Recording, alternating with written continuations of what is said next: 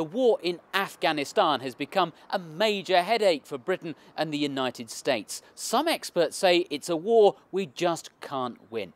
Well, what can we learn from previous conflicts in that part of the world? Here are the views of history lecturer Dr. Rob Johnson.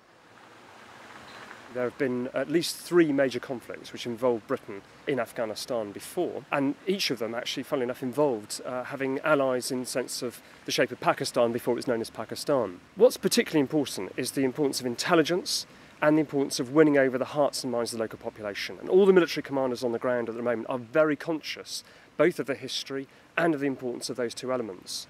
What I've tried to do in a book that I've written, Spying for Empire, is trace the sort of long historical route of this particular idea. And what I looked at in particular were the ways that the British had won over the hearts and minds of certain either military or engineering-like personnel, recruited them into an embryonic intelligence service, and then sent them out across the mountains of the Hindu Kush and Himalaya to gather information from the local Afghan population or the people of Central Asia. Afghanistan is a very inhospitable country. Successive armies have found it very difficult to fight there. You're right. I mean, first of all, I know from my own experience, it's a hard country. I mean, it is gruelling, kind of move across country, particularly on foot. The common belief is that in each of the conflicts that Britain was engaged in, it was impossible to win against Afghanistan. Now, in fact, the situation is different to that historically. The military operations all went Britain's way. They actually found it relatively easy to overthrow the Afghan military forces. Of course, we all know what they found much more difficult to do was maintain an occupation. The Afghans, although they have a very rudimentary sense of nationhood, and in the 19th century it's hard to speak of Afghan nationhood, still had a very strong sense that there were foreigners, invaders, aliens, who could perhaps threaten to overthrow their religion, take away their women, threaten to occupy the land permanently. And they feel very strongly about that. And there's this hard core of opinion that wishes to overthrow that idea. So what went right for the British in previous campaigns that's not gone right this time?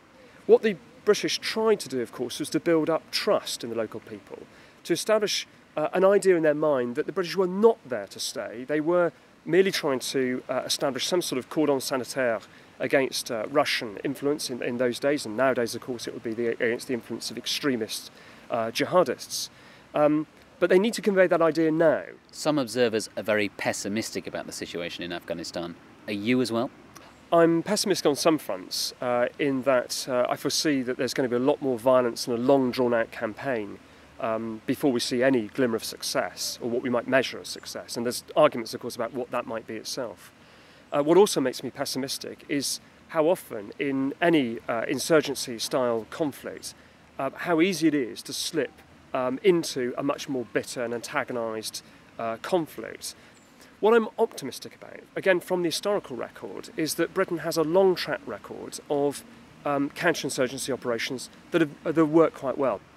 It's time, they need men on the ground to make it happen, and they need the money.